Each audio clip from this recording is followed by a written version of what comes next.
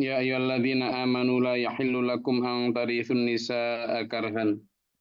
Jadi seperti yang saya bilang berulang kali bahwa Islam begitu hebat di dalam memberikan satu perubahan peradaban ya. King of civilization. Perubahan peradaban itu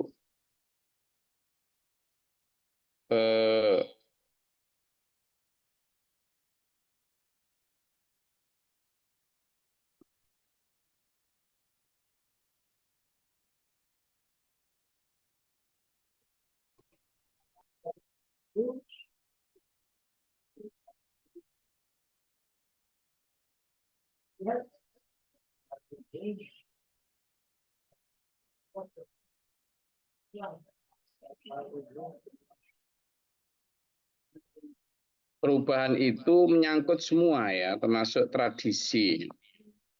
Sehingga kalau dibilang Islam itu sesuai tradisi, enggak juga. Sejak awal itu merubah tradisi.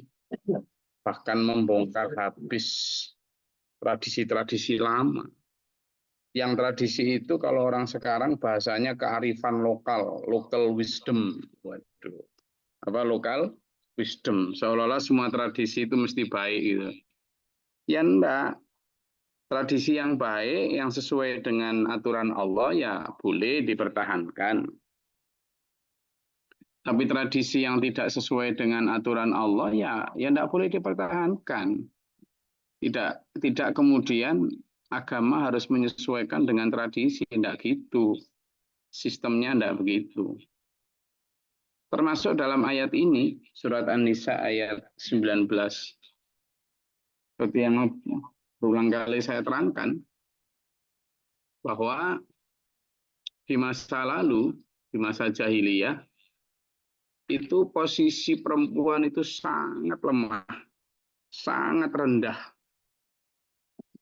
Lemah bagaimana? Dia tidak punya hak apapun.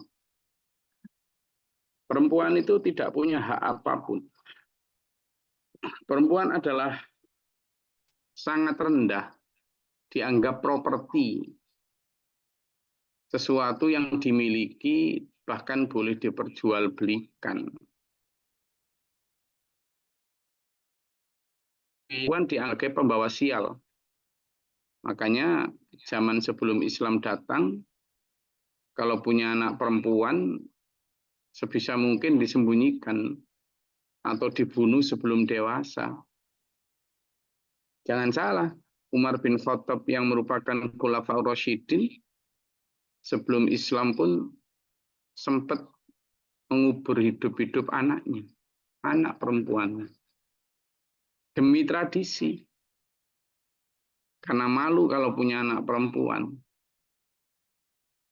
Perempuan dianggap lemah, tidak membawa kekuatan di keluarga, boro-boro diberi warisan, boro-boro memiliki hak.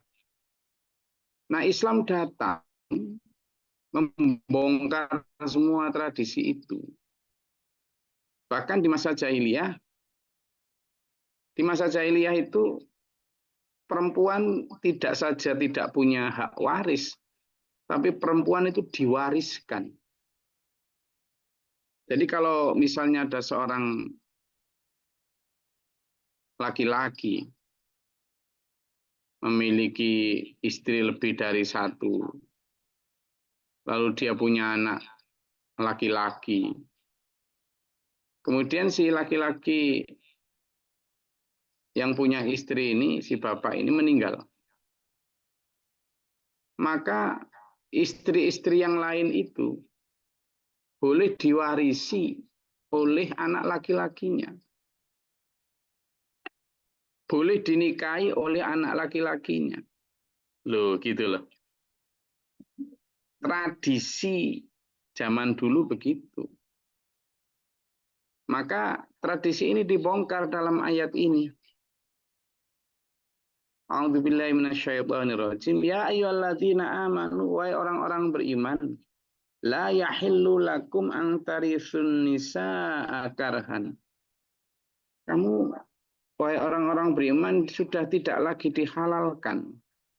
Artinya mafhum mukhalafahnya adalah kamu tidak lagi dihalalkan, berarti diharamkan, dilarang, tidak boleh.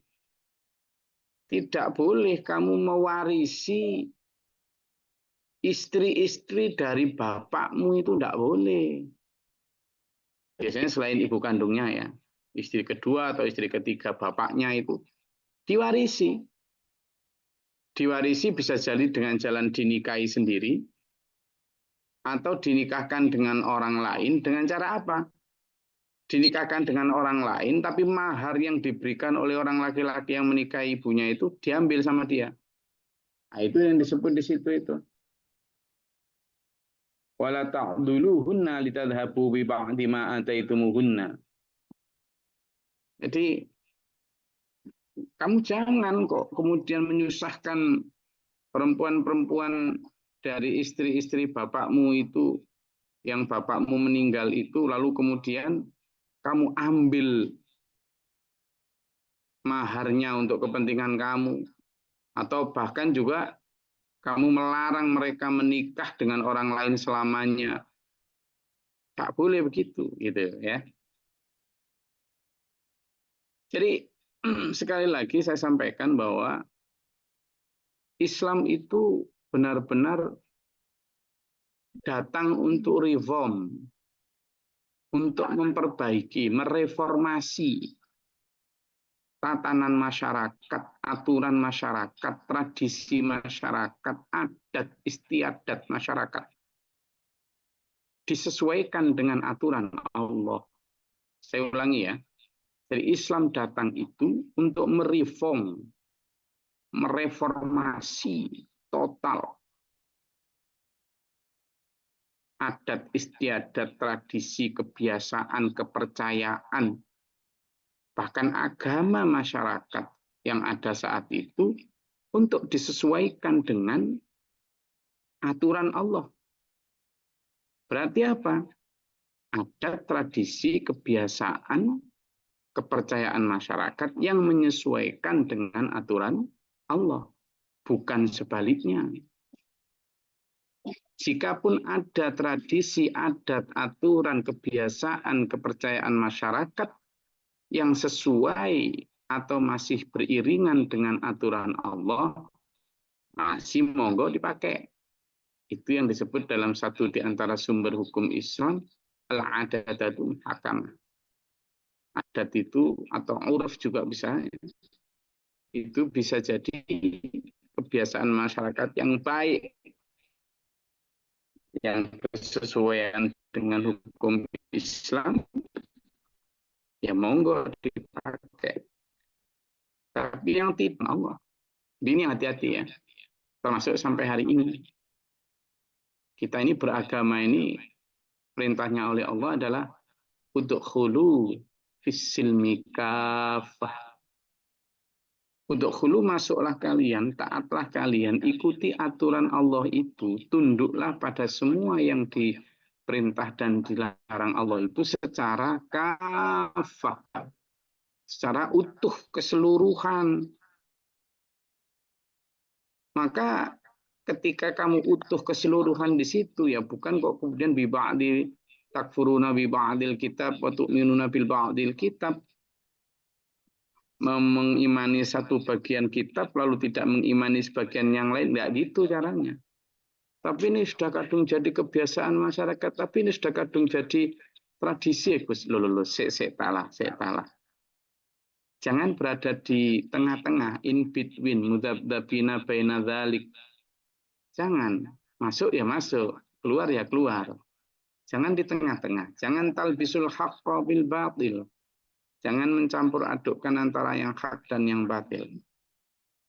Ya, maka kalimatnya jelas. Tradisi di dalam orang Arab zaman dahulu, perempuan diwariskan. Maka anak yang ditinggal oleh bapaknya ini mewarisi ibu-ibu tirinya. Bayangkan. Jadi anak laki-laki mewarisi ibu-ibu tirinya. Dengan cara kadang ada yang dinikahi, jadi ibu tirinya dinikahi, dijadikan istri. Atau dinikahkan dengan orang lain dengan maksud nanti mahar yang diterima itu diambil oleh dia. Atau bahkan dilarang menikah sama sekali. Wes kamu nggak boleh nikah sama sekali. Ya nggak dinikahi, ya nggak boleh nikah dengan orang lain. Nah hal ini yang dilarang dalam surat An-Nisa yang sedang kita pelajari ini, ayat 19 ini. A'udzubillahi minasyaitonirrajim. Ya ayyuhalladzina amanu la yahillu lakum an tarithun nisaa karhan wa la ta'dhuluhunna litadhhabu bi ba'di ma ataytumuhunna illa ayyatina bi fahishatin mubayyinah. Jadi kecuali kalau memang mereka misalnya telah melakukan perbuatan zina atau nusyuz, ya, maka itu berlaku hukum lain. Tapi intinya adalah ayat ini menunjukkan bahwa tradisi itu dibongkar. Tradisi itu dirubah oleh aturan Islam yang datang ini. Nah, inilah betapa Islam mengangkat derajat perempuan jauh sebelum para feminis-feminis yang sok membela perempuan itu ngerti tentang itu apa itu hak-hak perempuan. Islam sudah mengangkat derajat dan hak perempuan 1.500 tahun yang lalu. Nah sekarang kok malah dibalik seolah-olah aturan Islam itu menindas perempuan. Waduh, ini memutarbalikkan sejarah dan fakta. Jadi bagaimana Islam memerdekakan perempuan dari penindasan? Islam memerdekakan dan memberikan porsi right atau woman right terhadap perempuan itu sebegitu tinggi. Dari dianggap hina, lalu disejajarkan sebagai mukminina wal mukminati, as-shadiqina was-shadiqati, mujahidina wal mujahidati, muslimina wal muslimati, orang-orang muslim perempuan, muslim laki-laki, mukmin laki-laki, mukmin perempuan, sejajar. Tidak hanya itu, dilarang lagi membunuh anak perempuan hanya karena malu, dulunya dibunuh. Tidak hanya itu, tidak boleh lagi mewariskan istri yang perempuan kepada anak laki-laki. Anak laki-laki dilarang mewarisi bekas istri bapaknya. Dilarang kalau bapaknya meninggal. Dulu masih. Tidak hanya itu, Islam bahkan memberikan porsi hak waris terhadap perempuan. Itu betapa aturan Allah itu super hebat. Lalu ayat ini jelas menegaskan bahwa perempuan itu bukan tetap washiruhunna bil ma'ruf. Tetap pergaulilah mereka dengan baik. Ya. Artinya ibu-ibu tirimu yang tinggal mati oleh ayahmu itu tetap bersilaturahmi, tetap berhubungan baik, namun dengan skema yang diatur Islam. Bahwa dia adalah ibu tirimu atau bekas ibu tirimu. Jangan kau warisi, jangan kau larang-larang mereka menikah dengan orang lain, jangan kau paksa mereka menikah dengan orang lain untuk kau ambil maharnya, dan seterusnya. Fa'in karihtumuhunna, dan jika kamu membenci mereka karena satu sebab, ya misalnya, hati-hati, jangan gampang benci orang. Fa'asa an takrahu syai'an, Bisa jadi kamu membenci sesuatu padahal wa yaj'alallahu khairan fihi khairan katsiran. Bisa jadi kamu membenci sesuatu yang Allah justru menjadikan di dalam sesuatu yang kamu benci itu kebaikan yang banyak. Nah, ini hati-hati, hati-hati kita. Bukan hanya tentang ayat ini, tapi kita itu harus hati-hati terhadap semua hal yang sifatnya kadang seolah-olah kita membenci sesuatu. Padahal bisa jadi dia baik. Misalnya, kita lah tidak senang tahajud, toh? Karena tahajud mengganggu apa? Mengganggu apa? Apalagi waktunya bediding kayak gini, waktunya enak-enak bermancat selimut kayak gini, terus bangun jam 2, jam 3, itu bertentangan dengan nafsu enggak? Tentangan dengan nafsu enggak?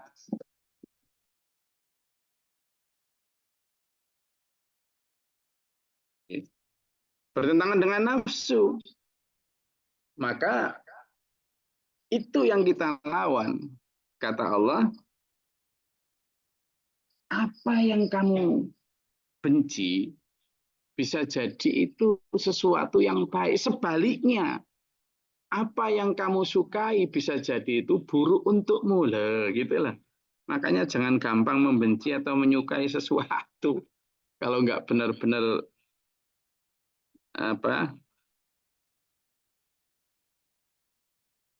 kita itu tahu betul itu memang layak dijauhi, tahu betul kalau itu memang layak untuk didekati. Hati-hati. Kita nggak senang bersedekah karena mengurangi harta kita. Padahal itu baik apa buruk? Baik. Disuruh rukun itu enggak enak. Enaknya itu bertengkar gitu ya. Enaknya itu bertengkar manusia itu. Senangnya diajak bertengkar.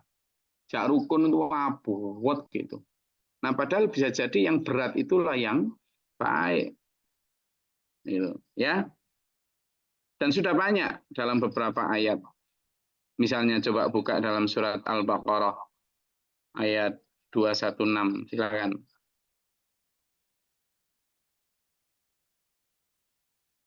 Al-Baqarah ayat 216. Gantian, siapa yang belum baca tadi?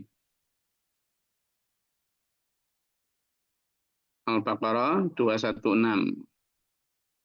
Izin guys. Silakan. Bismillahirrahmanirrahim. Diwajibkan atas kamu berperang, padahal itu tidak menyenangkan bagimu. Tapi boleh jadi kamu tidak menyenangi sesuatu, padahal itu baik bagimu. Dan boleh jadi kamu menyukai sesuatu, padahal itu tidak baik bagimu. Allah mengetahui sedang kamu tidak mengetahui. Shadaqallahul adzim. Jadi yang dibaca oleh Mas Abi itu jelas bahwa bisa jadi kamu menyukai sesuatu. Pada saat itu kalimatnya perang ya. Kalimatnya bicara tentang perang. Diperintahkan atasmu perang, padahal peperangan itu sesuatu yang tidak suka. Perang itu enak enggak? Enggak enak kan? Ya harus berangkat jauh-jauh. Sudah pun begitu menghadapi peperangan yang jelas-jelas nanti menyusun, tarnya mati, harus modal sendiri. Udah gitu kalau di dunia mati juga nggak disanjung. Terus nggak enak belas lah. Nggak ada yang cocok dengan nafsu belas berangkat perang itu. Tapi kata Allah, bisa jadi apa yang nggak cocok dan yang nggak kamu sukai, yang kamu benci itu malah lebih baik untukmu. Dan sebaliknya, kalau di rumah nyaman, nggak berangkat aman, juga nggak berat-berat, nggak capek-capek di rumah. Itu yang disukai manusia kan. Tapi bisa jadi kata Allah apa yang kamu sukai itu buruk untukmu, syarrul lakum. Tapi yang berangkat perang tadi khairul lakum. Nah ini ibarat ya. Jadi ibarat bagaimana sesuatu yang tidak disukai nafsu itu bisa jadi ternyata baik. Sebaliknya sesuatu yang disukai oleh nafsu itu bisa jadi buruk. Nah, termasuk dalam hal ini. Makanya ayo kita berhati-hati di dalam menyukai atau tidak menyukai sesuatu. Ya, saya rasa itu. Monggo kalau ada yang mau disampaikan atau ditanyakan, silakan.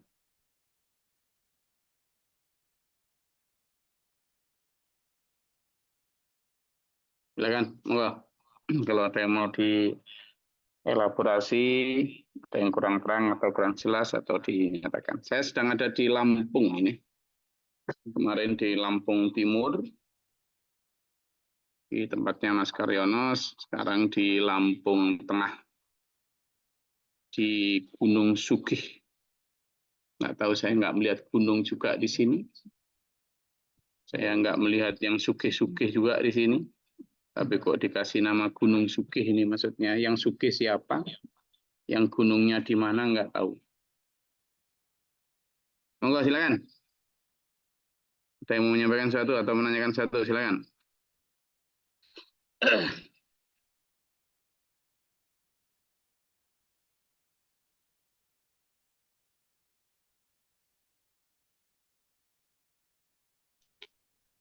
Izin Gus.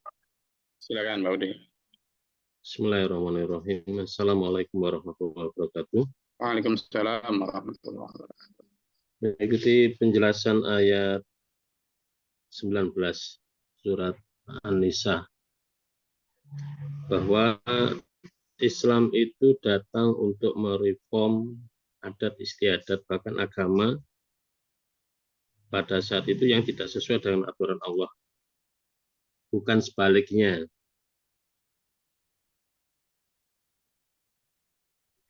Sebelum Islam atau zaman jahiliyah,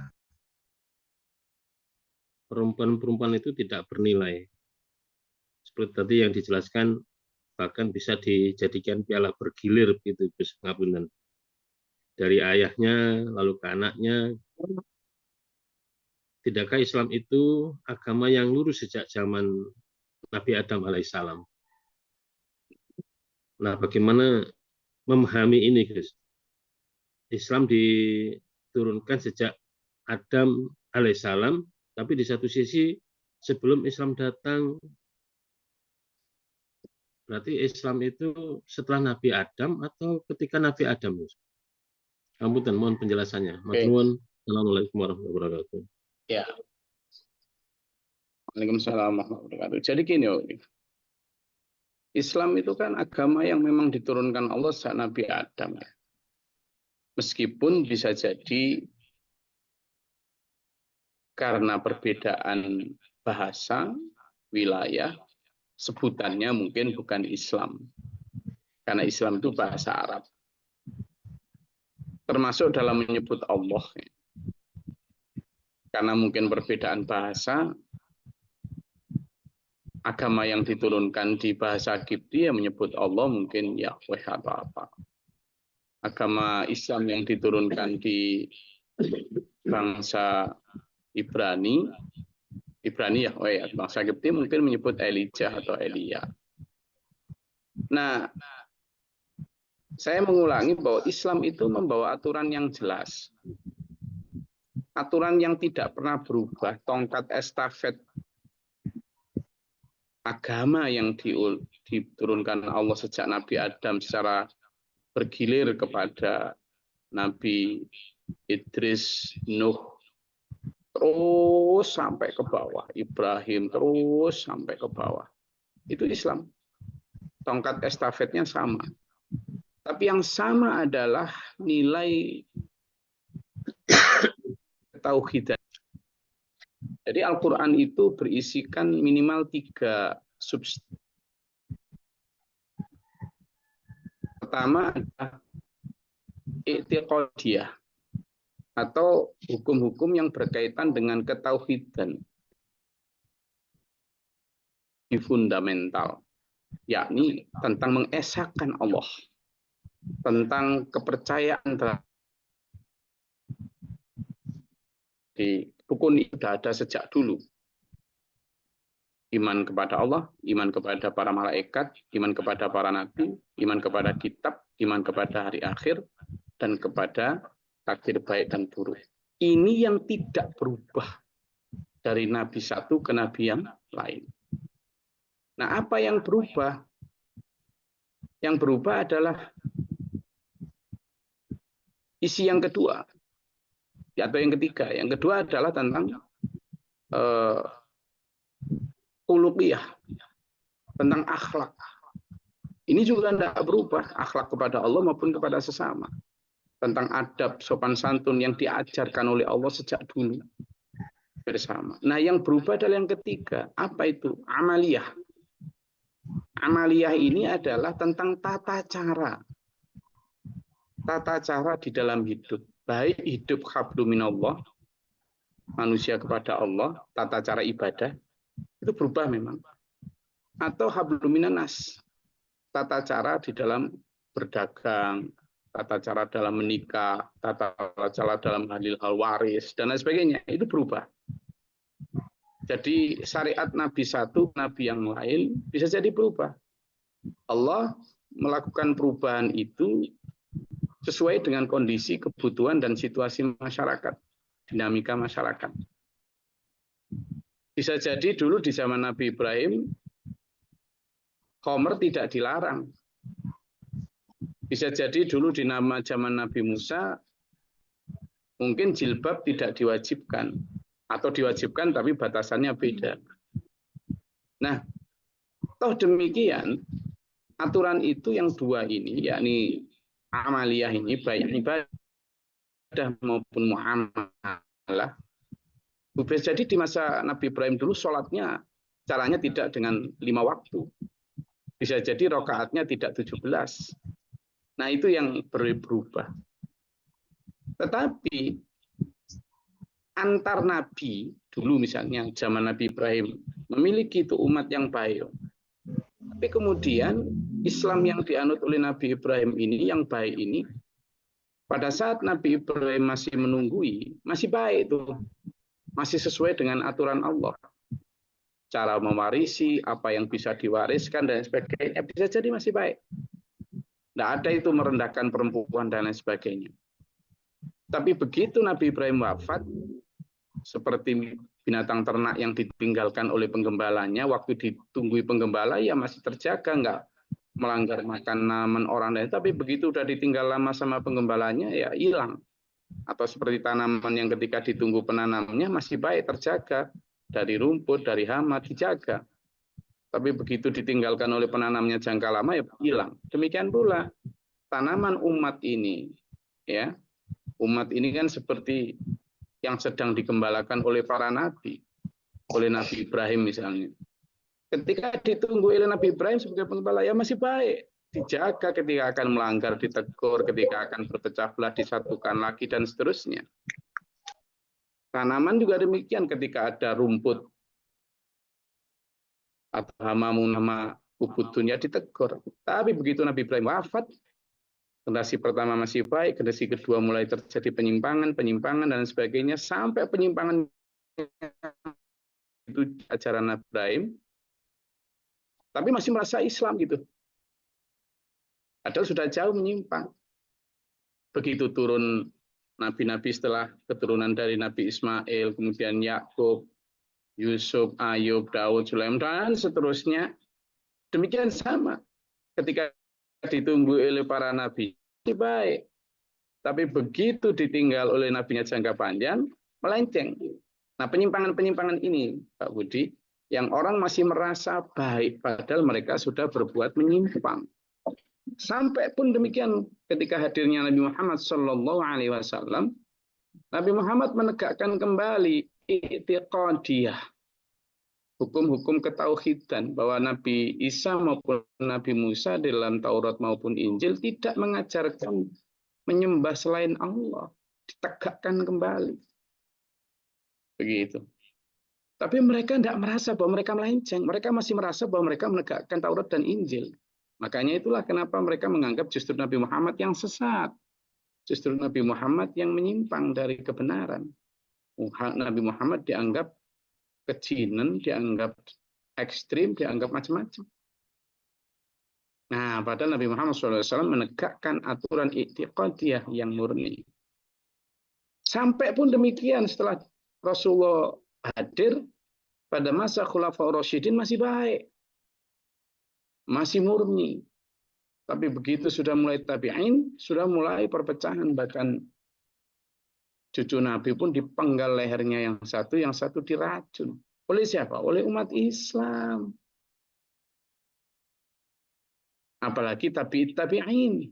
Apalagi 1400 tahun kemudian. Orang mungkin masih merasa Islam, tapi bisa jadi ajarannya sudah jauh melenceng dari Islam. Dicampur dengan tradisi, adat, kepentingan politik, kepentingan bisnis, kepentingan pribadi, kelompok, golongan, macam-macam. Tapi coba ketika mereka diingatkan, ayo kembali kepada Islam, oh jangan sok-sok Islam lah. Begitu. Jadi hal itu yang kemudian Islam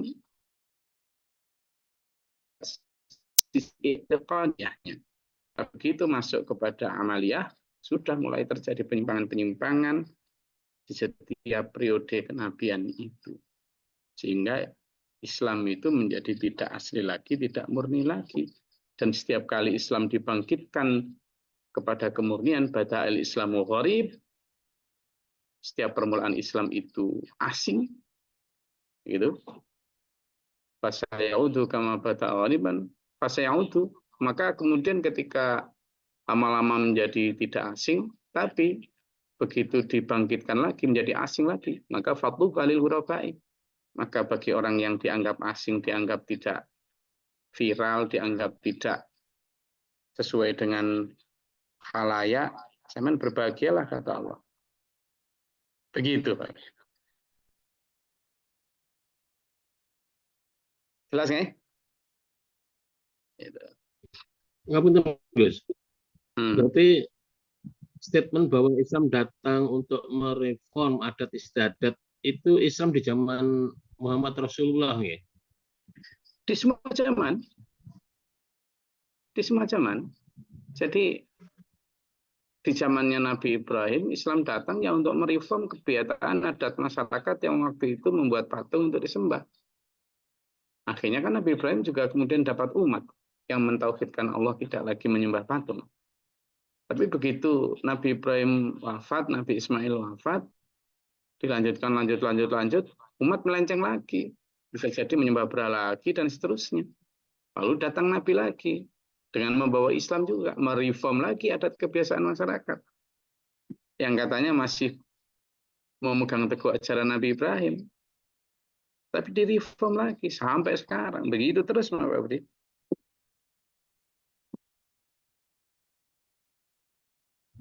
Oke, matur nuwun, Gus. Udah sarapan, Pak Budi? Alhamdulillah dereng, Gus. Loh, kok dereng biasanya di Masjidil Khula SMP Tabanan jam sekian sudah mulai gorengan, kopi, teh, sampai galian singset segala macam di sana.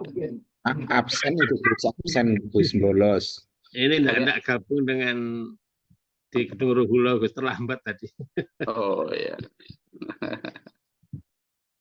Terima kasih, saya rasa itu kajian kita pada pagi hari ini. Alhamdulillah kita diberikan Allah sehat walafiat, konsisten untuk mengejar ridha Allah melalui nyicil nabung sedapat mungkin kita, mulai dari ibadah, dakwah, sedekah, tarbiyah, muamalah dan seterusnya ya. Kita sabar menunggu janji Allah yang benar.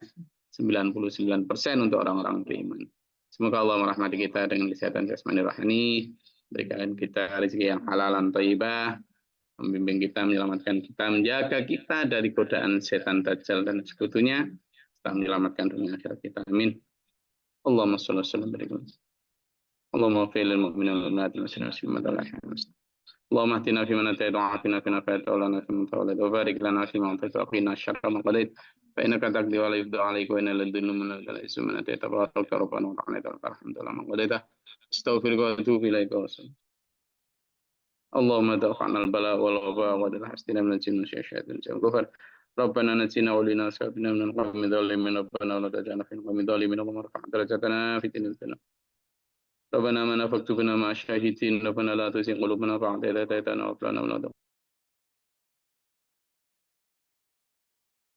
ورحمتك اللهم أنزل علينا رحمة في عدد القتل الأمطار وعدد الأحجار وعدد الرمي حرب القائل ربنا واجعلنا مسلمين لك ومن كرتنا وتمسلم لك وارنا ونسكن الرحمن ربنا إننا نسمع من أمناتنا للإيمان من بربكم فأمنا ربنا فاغفر لنا ذنوبنا وكفر عنا سيئاتنا وتوفنا مع الأبرار ربنا رب اغفر لي ولأخي وللزوج ولذريتنا ولأصحابنا وتحلنا ونفرغ لنا الصبر والصبر على ما سبق سبحان ربك رب العزة عما يصفون سلام على المرسلين الحمد لله رب العالمين والسلام عليكم ورحمة الله وبركاته. Waalaikumsalam warahmatullahi wabarakatuh. اللهم ارحمنا بالقرآن اجعله لنا إماما ونورا